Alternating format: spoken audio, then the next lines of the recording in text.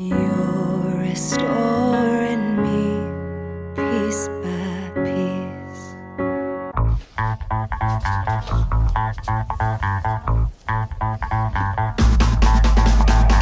What's up, you guys? Welcome back to my channel.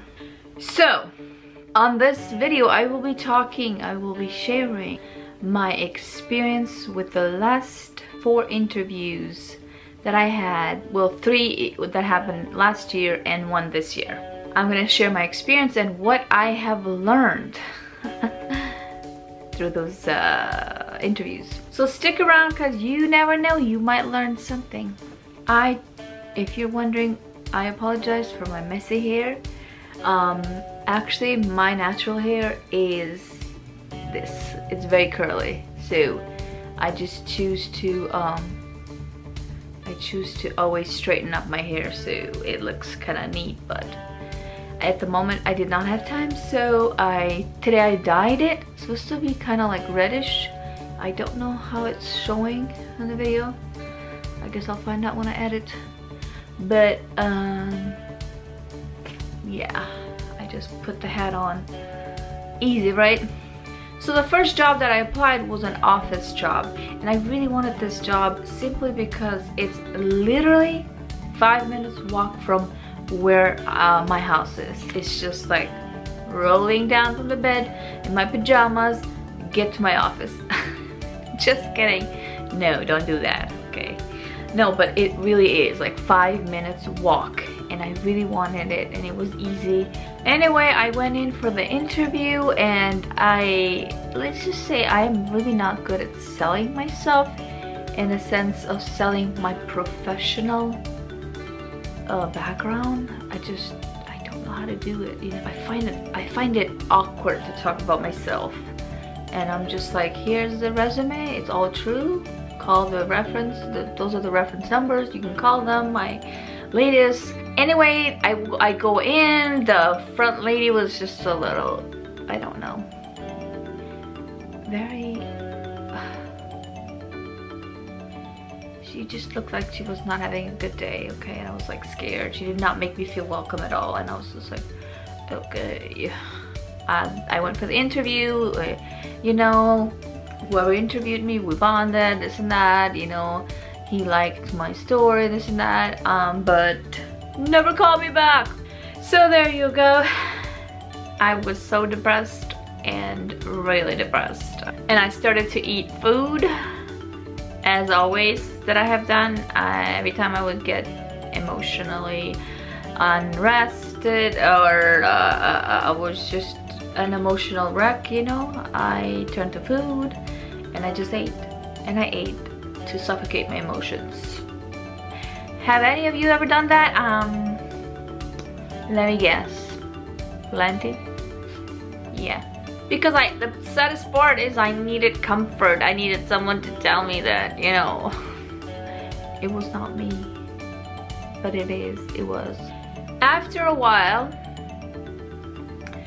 I went on Indeed.com, and I started to apply to every job that was out there, every retail store, everything that was close by that I could walk to.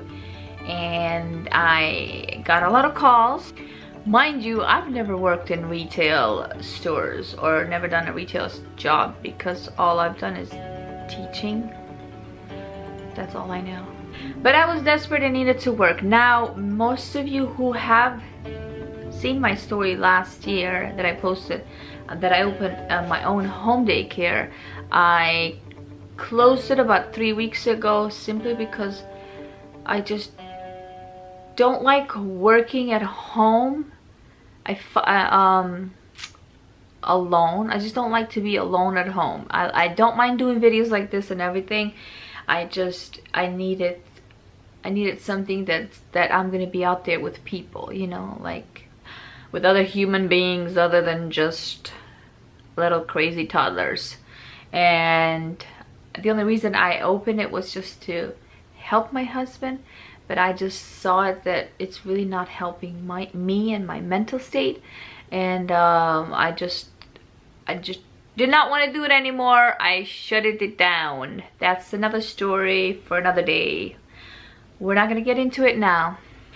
And at the same time, I'm asking God for favor. I'm praying, I'm praying, I'm praying. I'm like, God, open doors, God, open doors, please, please, please, please. I'm like desperate, you know. I just want to get out of the house.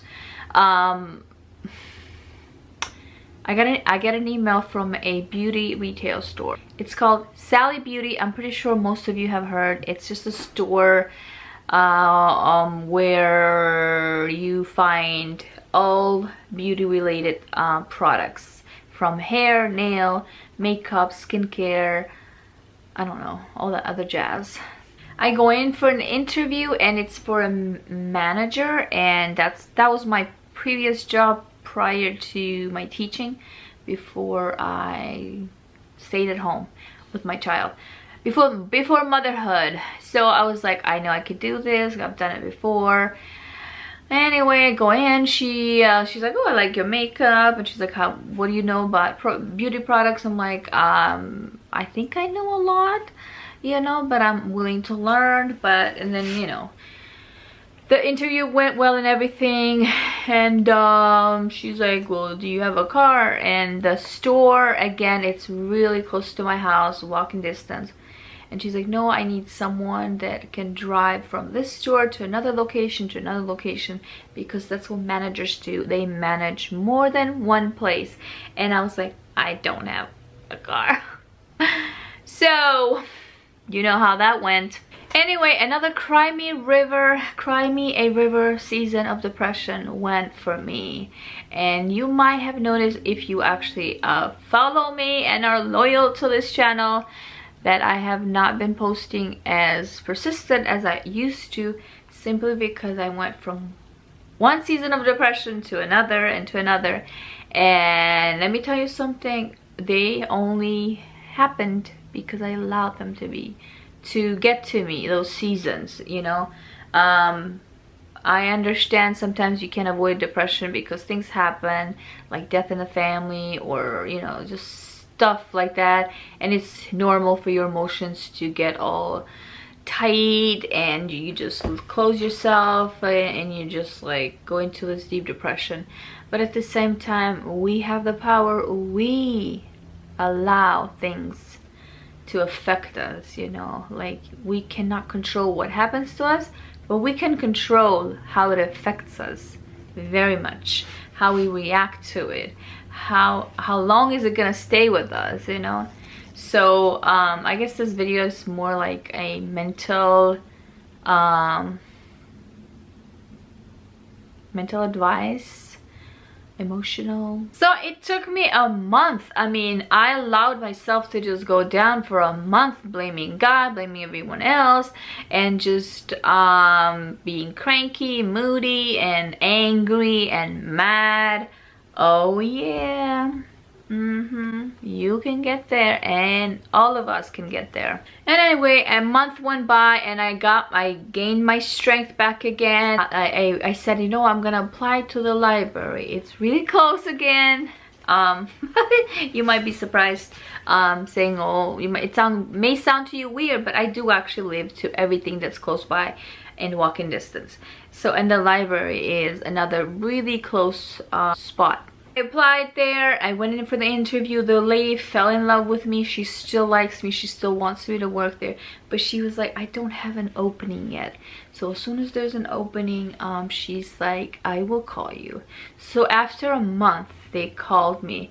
This all happened still in last year, from September all the way till Christmas. So she calls me in, but it was another lady for a different department, same library. It's a city library. I went in, they liked me. It was just I think it was a teaching position with kids that come in the library. It's just like basic, very easy stuff, things that I've already done before. And again, after they called me for the second interview, and I was like, oh, when they call you for the second interview, that means you got the job. So I go in, and hopeful that, you know, and I was being interviewed by the head of the department, which I was like, oh, okay, so I guess I got the job. Anyway, after a week, they sent me a letter, like official letter that they did not pick me. and I know it was because I don't have a car yet. You might say, why you don't have a car? Well, to have a car, you gotta feed it every month. So I've been home. I've been home with my kid for 5 years. I have not had a steady salary for 5 years now. Worked for my kid. She's never paid me.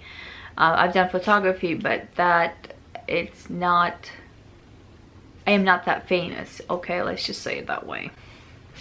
So anyway, I took that letter and I tore it and I locked myself in the bathroom, and I just broke and started crying and crying and crying.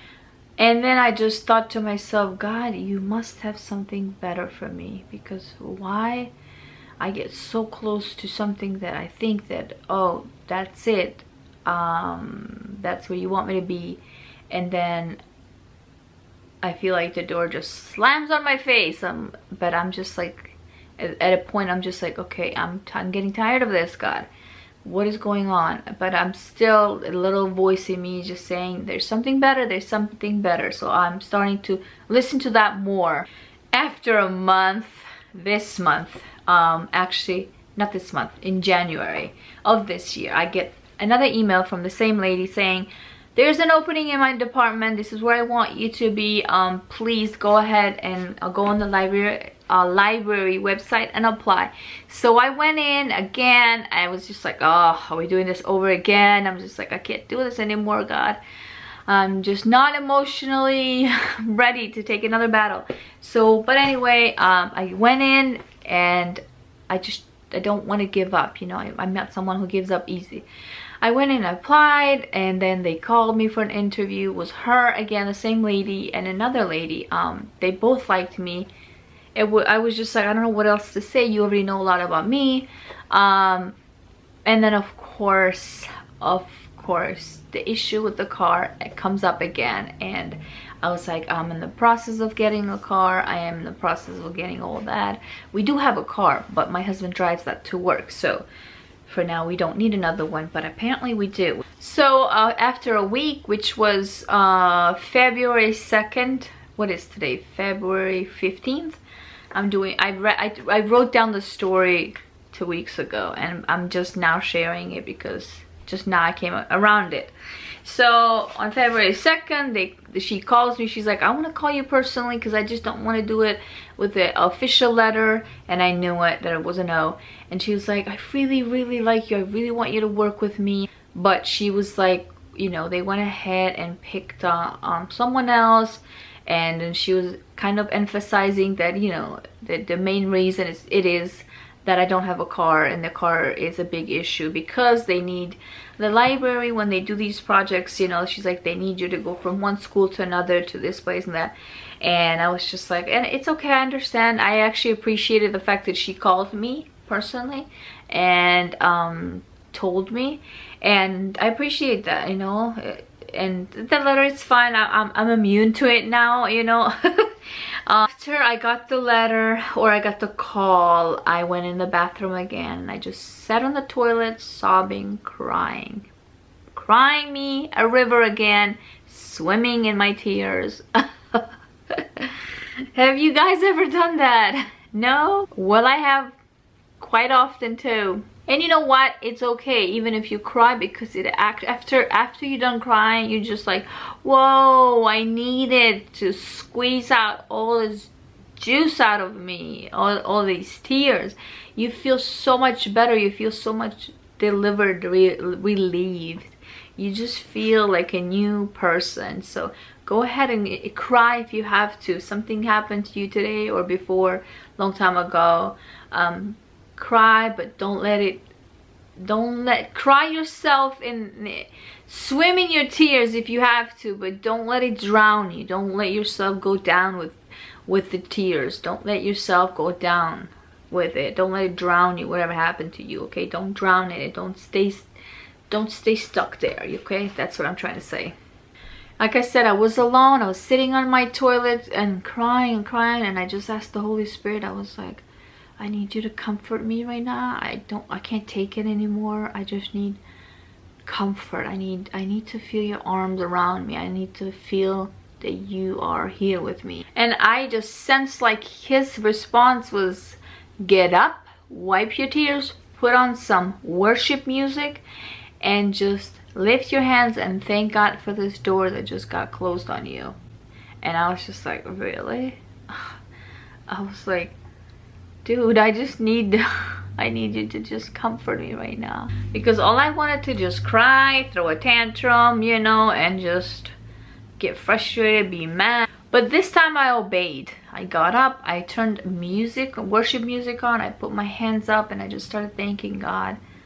Just thanking him. And I felt like God was refreshing me. It was just like filling me up. I felt like a brand new person. I was just like, I was learning something. I felt like I was coming out of it like a brand new person. And this is my message to you. When life slams a door on your face, bang! When people walk out of your life, don't do what I did 3 times when those doors were slammed on my face, but do what I did on the 4th time. Learn your lesson the hard way if you have to, but learn it. Get up and put your hands up and say, thank you, Jesus, for this door that just got shut on my face, because I know you have something better for me. I trust you and I will wait on you. It is going to be very hard because all you want to do is start your pity party and sit in the corner, maybe drink, do something crazy, hurt yourself, spit out vomit on others, be mad, be angry, throw a tantrum. Those are all natural reactions, natural things that we want to do when things bad happen to us, when doors are slammed on our face, when people walk out on us, when people are mad, or when people are mean to us, and we want others to feel bad for us. But it's not going to help you. It's not going to help your situation. Just trust God and trust and believe that he knows better. Believe that Jesus has something better for you, even if you don't see it, even if it does not look around that, because usually it will never look like something is going to get better. You just have to believe. That's what it's called, to live a life by faith. I don't see it, I don't know around it, but I have hope. It's the hope that gives me faith to believe that it's going to get better. That God, that door slammed on my face 4 or 5 times, 100 times, but I believe something better is coming. I believe it. You have to say it every single day, and every day the devil will come to your ear telling you, that's it, they don't want you, they don't like you, that's it, you're done, nobody cares, nobody wants you, you will never get better, you'll never get a job, you never this and that. Don't listen to that voice. Ignore it. Every time you hear that voice, turn around and slap it on the face by saying, I know God has something better. I know God has something better for me. And just lift up your hands and say, thank you, God, for you have something better for me. Thank you that it's on its way, and I believe it, I receive it, and it's already mine. I already am walking into it. And every single day it's going to be like a fight for you to believe it, because every day the devil is going to find you in your most vulnerable moments, and he's going to attack you in your ear, you know, and just trying to fill your head with negative thoughts and negative thinking. But you just have to fight it. You have to fight it back. Fight for yourself, fight for your life, fight for your mind, fight for your peace, fight for your soul, fight for your spirit, fight for your own self, fight for your own people around you. This goes in everything, because the devil just wants to tear us, and if he can tear ourselves in our mind, we have lost and he has won.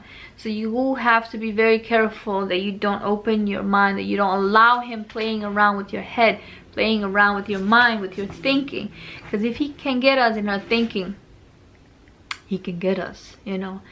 You will be depressed for a long time. Like I allowed myself, you know, I just wanted to just roll around in my pity party and just wanted everybody to feel sorry for me. And people who love you, you know, will come and pet you and rub your back. Some of them may not even tell you the truth, you know. Some of them, if they really love you, they're gonna be like, hey, get over this already, all right, come out of it, you know, snap out of it, that's it, it's gone, it's done, now get over it, start over, because it's never late to start over. It's never late to start believing and having faith that God has something better for you, for your life. That's what I believe. That's what I choose every single day to believe. I hope that you enjoyed this, and that you found it helpful, and that you are reminded that no matter how many times life slams the door on your face, people walk out on you, walk out on you, or people are mean to you, or bad things happen to you, you need to lift up your hands and cry if you have to. It's fine, cry, but don't forget to lift up your hands and look up to heaven and believe and thank God. God, you have something better. I thank you for this door that just slammed on my face. I thank you for that person that just did this to me. And it's hard because it hurts your whole flesh. It's like, ooh, I want to get them back. I want to punch them back, you know. And I've been there a million times. But I am reminded every single day that we all make mistakes too. And God does not give up on us. So we should not give up on ourselves either, and people around us. And that we should not give up in believing and having faith that He has something better. No matter how hard the door slams on your face, you need to keep believing. Follow me on my social media. Everything will be linked below. And also share if you found this helpful. Share it with your friends, family, on your social media, because sharing is caring. So, and also leave me in the comments below if you had a story that something or someone slammed the door in your life, and how you handled, or what God did for you. And I would love to hear those. You know, it's good to encourage each other. Right, be blessed. Bye.